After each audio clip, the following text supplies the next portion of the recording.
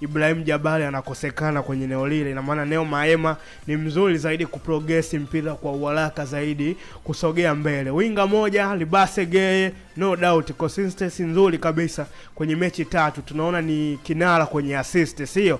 Ana assist 4. Assist 4 mpaka hivi sasa, unaona kwenye mechi 3 tu pekee. Kwa hiyo unaona ni daraja la mchezaji ambao ni la juu sana.